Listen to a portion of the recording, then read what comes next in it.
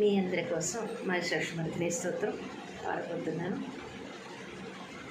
ఐగిరి నందిని నందిత మేదిని విశ్వవినోదిని నందినుతే గిరివర వింజ శిరోదిని వాసిని విష్ణు విలాసిని జిష్ణునుతే భగవతి హేసితి కంఠ కుటుంబిని భూరి కుటుంబిని భూరి కృతే జయ జయ హే महिषासुरमर्दिनि रम्यकपर्दिनि शैलसुते सुरवरवर्षिणि दुर्धरदर्शिनि दुर्मुखवर्षिणि हर्षरते त्रिभुवनपोषिणि शङ्करतोषिणि कल्मषमोषिणि घोषरते धनुजनिरोषिणि दितिसुतरोषिणि दुर्मदशोषिणि सिन्धुसुते जय जय हे महिषासुरमर्दिनि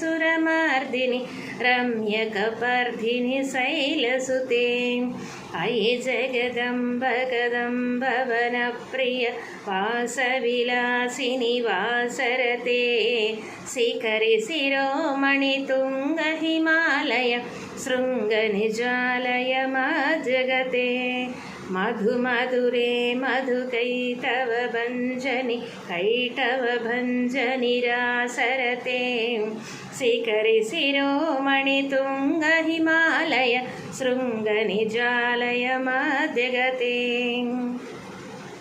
ऐशतखण्ड विखण्डित कुण्ड वितुण्डित खण्ड गजाधिपते रिपुगजगण्ड विधारण चण्ड पराक्रमशुण्ड मृगाधिपते निजभुजदण्ड निपातित चण्ड निपातित मुण्डभटाधिपते जय जय हे महिषासुरमर्दिनि रम्यकपर्दिनि శైలసుతే.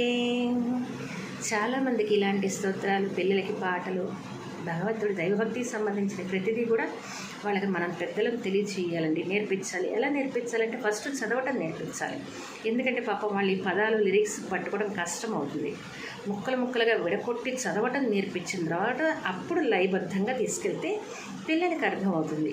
పేరెంట్స్ చేయాల్సింది ఏంటంటే డైరెక్ట్గా మీరు పాడించద్దు, చదివించండి. ముందు చిన్న చిన్న ముక్కలుగా తీసుకుని విడగొట్టి చదివిస్తుంటే తప్పులు రాకుండా స్పష్టంగా చదవగలుగుతారు. ఎప్పుడైతే చదవటం పర్ఫెక్ట్గా వస్తుందో ఆటోమేటిక్గా రాగయుక్తంగా పాడుకోవచ్చు.